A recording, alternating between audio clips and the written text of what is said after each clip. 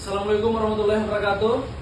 Saya Gusman Rashid dan saudara saya Agung selaku kuasa hukum Ibu Nurjannah, mantan bendahara Sekretariat Daerah Kabupaten Polewali Mandar. Baik rekan-rekan media, hari ini kami akan menyampaikan konferensi pers yang dialami oleh klien kami, Ibu Nurjannah. Mungkin lebih dahulu Ibu Nurjannah menyampaikan apa yang menjadi persoalannya. Kalau bisa agak tinggi sekarang. Teman-teman, sebelumnya saya minta maaf. Selama ini sudah berbulan-bulan saya menghilang dari pandangan teman-teman. Saya sudah tidak tahan dengan semua teror yang menyerang keluarga saya. Tidak lain penyebabnya itu, teman-teman, karena orang-orang yang menuntut haknya atas pinjaman dana yang selama ini saya cari pada beberapa orang, namun pinjaman dana itu adalah perintah dari Kasubag, dan yang penjelasannya pada setiap pinjaman itu bahwa Kasubag itu akan membiayai beberapa kegiatan yang diperintahkan oleh pimpinan, dan berkali-kali saya dijanjikan bahwa Kasubag sedang mengurus dana perubahan anggaran untuk mendonasi bukan kegiatan.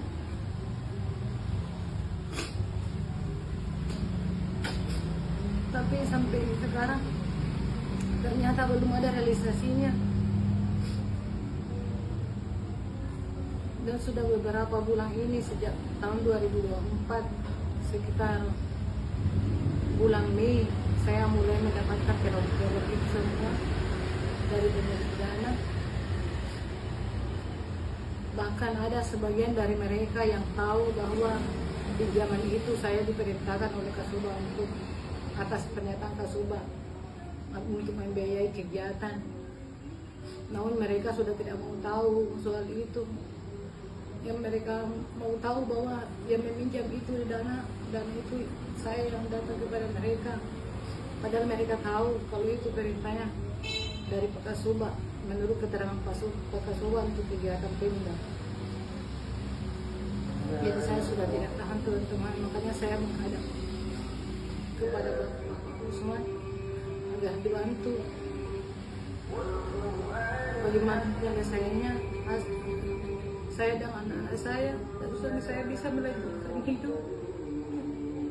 Bagaimana ke depannya? Sudah sangat hancur berantakan. Sudah sampai mengorbankan aset untuk membayar bunga dan cicilan selama ini sejak Pak Kasubag sudah tidak bertanggung jawab lagi dengan pinjaman itu. Terpaksa kami menjual beberapa aset yang kami punya yang bisa terjual, tapi sekarang sudah sulit sekali, sudah tidak ada yang bisa terjual lagi. Sudah tidak ada pilihan lain selain menunggu jalan ini. Anaknya juga sempat disandra. Iya. Bahkan sampai anak saya disandra. Untuk kepala sekolahnya pada waktu itu tegas. Jadi kepala sekolah anak saya itu tidak terima kalau siswanya ditahan bukan karena masalahnya sendiri. Akhirnya anak saya berhasil diambil oleh bapaknya kembali pada waktu itu. Seperti itu. Teman-teman, saya sudah tidak tahan lagi dengan semua masalah ini. Saya serahkan kepada Pak Gusman. Ya, jadi pada dasarnya sejak klien kami ini sejak tahun 2021 itu diperintahkan untuk meminjam uang untuk kepentingan pemerintah daerah Kabupaten Polewali Mandar. Menurut hal ini disampaikan menurut Pak Kasubag, dan hal itu Ibu Janna selaku klien kami bisa membuktikan hingga pada sampai tahun 2024.